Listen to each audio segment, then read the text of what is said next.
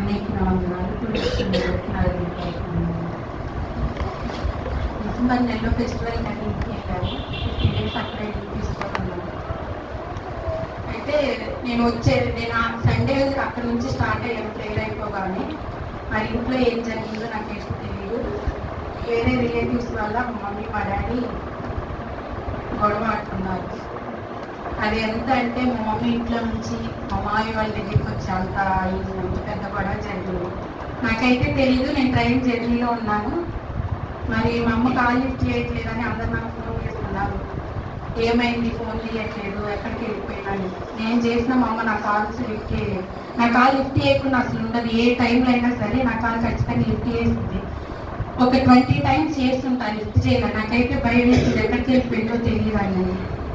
తర్వాత వేరే వాళ్ళని కాంటాక్ట్ అయ్యి వాళ్ళ నుంచి మా మమ్మీని కాంటాక్ట్ అయితే అప్పుడు చెప్పింది గొడవ అయింది, నేను వచ్చి చేశాను, రేపు మార్నింగ్ మావి వాళ్ళ ఇంటికి వెళ్ళిపోతానని చెప్పింది. చాలా అంటే చాలా భయం వేసింది నాకు. నైట్ టైంలో ఇట్లా వెళ్ళిపోవటం ఏంటి, ఏం జరిగిందో నాకు తెలియదు. నేను వచ్చేసి నాకు జరిగిందని చెప్తున్నాను. చాలా బాధపడ్డాను నేను. 1 month ఇక్కడే ఉంది, మావి వాళ్ళ దగ్గరే ఉంది మమ్మీ. ఆ ఇష్యూ అంతా నా మీద ఎఫెక్ట్ అయ్యింది. అందరు నాకు ఫోన్ చేయటము, నేను తీసుకొచ్చి దాచిపెట్టినట్టు నన్ను అంటాము. అందరు నా మీద, అందరూ ఆఫీస్లో ఉన్నా కానీ ఫోన్ చేసి నీ దగ్గరే ఉందని రిలేటివ్స్ అందరు నన్ను ఎన్నో మాటలు అన్నారు. అయినా నేను ఒకటే అన్నా, పైన దేవుడు చూస్తున్నాడు, ఏసైకి అన్నీ తెలుసు, ఏం జరిగిందో అక్కడ ఏమైందో అన్నీ ఆయన చూస్తున్నాడు, సమస్తం ఆయన చిత్తానికి వదిలేశాను. మీరు నన్ను ఎన్నన్నా మాటలు అన్నా కానీ నేను ఏసైకి అప్పచెప్పుకుంటానని నేను ఒకటే ప్రార్థించే, ఏసయ్యా నాకేమీ తెలియదు, నేను వచ్చేసాను, మరి నీ చిత్తమైంది, ఎందుకు జరిగింది ఇలా. ఇయర్ స్టార్టింగ్లోనే సాతాను మొదటి శోధనగా మాకు ఇది ఇచ్చాడు. ఇది ఎందువల్ల జరిగిందో నాకైతే తెలియదు, నీ చిత్తమే ప్రభువా. ఈ మనుషులపై నేను ఆధారపడలేదు, దేవుడిపైన నీపైన ఆధారపడ్డాను. యెహోవాను ఆశ్రయించడం మేలు అన్న వాక్యం నా హృదయంలో తగ్గింది. డైలీ ప్రార్థించుకున్నాను, న్యాయాధిపతి అయిన యేసయ్య నా కుటుంబం పక్షాన్ని ఉండి నా కుటుంబంలో న్యాయం జరిగించు. మా మామయ్య అయితే నేను పంపించను, ఇంకా నువ్వు ఎందుకు వచ్చేది, ఇంటికి ఇక్కడికి వచ్చేంత స్టేజ్ అయ్యిందంటే నేను ఇంకా నేను ఇంటికి పంపించేదే లేదు, నువ్వు ఇక్కడే ఉంటావన్నా అన్నాడు. ఆ మాట నా చెవిలో పడగానే నేను ఎంతో ఏడ్చుకున్నా. అర్ధరాత్రి వేళ యేసయ్య మా మామయ్య వాళ్ళు కూడా పంపించినట్టున్నాడు, న్యాయాధిపతిగా నీవు ఉండి నువ్వు ఎట్లయినా న్యాయం చేయగలవు, నీ యందు నేను విశ్వాసించుకున్నానని ప్రార్థించుకున్నాను. మరి లాస్ట్ వీక్లో ఏ కోర్టుకు కానీ ఎక్కడ పోలీస్ స్టేషన్ కానీ వెళ్ళకుండా దేవుడు న్యాయాధిపతిగా నిజంగా నా కుటుంబం పక్షాన ఉండి మరి మా మమ్మీ మా నాన్న వచ్చి తీసుకెళ్తానికి కృప చూపించాడు. లాస్ట్ సండే ప్రశాంత్ అన్న కాలేజ్ జీవితం గురించి చెప్తా అన్నాడు కదా, విశ్వాసం నుంచి దేవుడు నిన్ను అడుగు కన్నీటితో ప్రార్థించు, అది ఎంతటి కార్యమైనా దేవుడు చేయగలిగిన సమర్థుడు అన్నాడు. మరి ఆ వాక్యం నా హృదయంలో ఎంతో గుచ్చుకుంది. నిజమే కదా, విశ్వాసం తన సన్నిధిలో అడిగితే ఏదైనా జరుగుతుంది. కాలేజ్ జీవితంలో దేవుడు చేసిన కార్యం నా జీవితంలో చేయలేడని ప్రార్థించాను.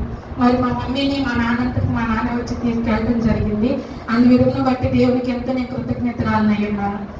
మరి ఇంకొక సాక్ష్యం ఏంటంటే, నేను ప్రతి ఇయర్ ఫాస్టింగ్ అనేది ఉంటాను. 20 days 40 days ఉంటాను. ఈ ఇయర్ ఇక్కడ ఉన్న వల్ల నాకు ఎందుకు 40 days ఉండటం కన్నా ఫ్రైడే ఫాస్టింగ్ ఉండాలని అనిపించింది. నేను మా ఫ్రెండ్ ఒకటే మా తీర్మానం తీసుకున్నాను, ఫ్రైడే ఫాస్టింగ్ ఉండి మందిరానికి వెళ్దాము, మార్నింగ్ ఆఫీస్లో గడిపి ఈవినింగ్ వెళ్తాము. ఫస్ట్ ఫ్రైడే బాగానే ఉన్నాను. మరి నిన్న ఫ్రైడే రోజు ఫాస్టింగ్ నుండి వెళ్ళాను, ఆఫీస్కి వెళ్ళాను, చర్చ్కి వచ్చేంత వరకు బాగానే ఉన్నాను. ఎటువంటి ఇష్యూ అనేది జరగలేదు, ఎంత ఇష్యూ అనేది. చర్చ్కి వచ్చాను, ఆరాధన టైంలో నిలబడ్డాను, నా తలంతా తిప్పేసి నన్ను వెనక్కి తోస్తున్నట్టు అయిపోయింది. కళ్ళు మూతలు పడిపోతున్నాయి, చూడలేకపోతున్నాను, ఆరాధన ఏకీభవించలేకపోతున్నాను. నుంచుంటే వెనక్కి పడుతున్నట్టు అనిపించి నేను అంతే కింద కూర్చుండిపోయాను. ఎప్పుడు జరిగింది, ఇన్ని ఇయర్స్ నుంచి ఫాస్టింగ్ ఉంటున్నాను, ఫస్ట్ డే నా జీవితంలో ఎందుకు ఇట్లా జరిగింది ఫాస్టింగ్లో అని నేను వెంటనే యేసయ్యా నీకు రక్తస్థుతులు చెప్పుకుంటూ అంతే కూర్చున్నాను. అన్న మెసేజ్ చెప్తున్నాడు కానీ అన్న వైపు చూడలేకపోతున్నాను, తల తిప్పుతుంది, ఇంకే పెట్టి మెసేజ్ తింటున్నాను. సరే అయిపోయినాక ఎట్లో ఫ్రెష్ అయితే కూల్ అయిపోయింది బాడీ అనుకున్నాను. ఇక్కడ నుంచి లేచి అక్కడికి వెళ్ళాను. స్టెప్స్ దగ్గరికి వెళ్ళగానే మళ్ళీ తిప్పేది స్టార్ట్ అయింది నాకు. ఫాస్ట్ నడుచుకుంటూ వెళ్ళి అక్కడ జ్యూస్ షాప్ దగ్గర అంతే గోడకి పట్టుకొని ఉంటున్నా. యేసయ్యా నీకే వందనాలు, ఈ అర్ధరాత్రి సమయంలో ఈ నైట్ వేళ నన్ను తీసుకెళ్తానికి కూడా ఎవరు లేరు ఏమన్నా, మరి నీ చిత్తం ఏంటని చెప్పి అక్కడే నుంచున్నాను.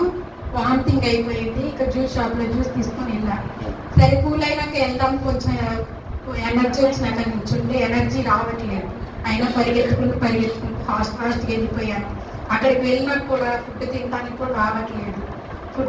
కూడా రావట్లేదు ఏంటని చెప్పి అంతే కూర్చున్నాను. కిందికి వెళ్ళి సాల్ట్ తెచ్చారు, సాల్ట్ తెచ్చి సాల్ట్ వాటర్ కల్పించారు. అయినా నాకు హెల్త్ ఇష్యూ రాలేదు. రేపు మార్నింగ్ ఆఫీస్కి వెళ్ళాలని చెప్తామేంటి, ఎన్ని ఇయర్స్లో నాకు ఎప్పుడు ఇలా జరగలేదు, ఎందుకు ఇంత ఇష్యూ అయింది ఏసయ్య, నేనేమన్నా తప్పు చేస్తున్నాను, ఉపవాసం ఉండి నా నోటిగా ఏమన్నా మాటలు పలికి ఉన్నానా, నా ద్వారా ఏమన్నా తప్పు జరిగితే నన్ను మన్నించు ప్రభువా, నీ సన్నిధిలో ఆదివారం దినం నా పునరుద్ధాన పండుగ నన్ను సాక్షిగా నిలబెట్టుకున్నాను. దేవుడు నా ఆరోగ్యాన్ని అంతటినీ స్థిమితపరిచి నా నిజమైన సాక్షి నిలబెట్టినందుకు ఏసైకి వెళ్ళిన వందనాలు. ఇచ్చిన సాక్షి దేవుడు నీ నుంచి ఆశీర్వదించిన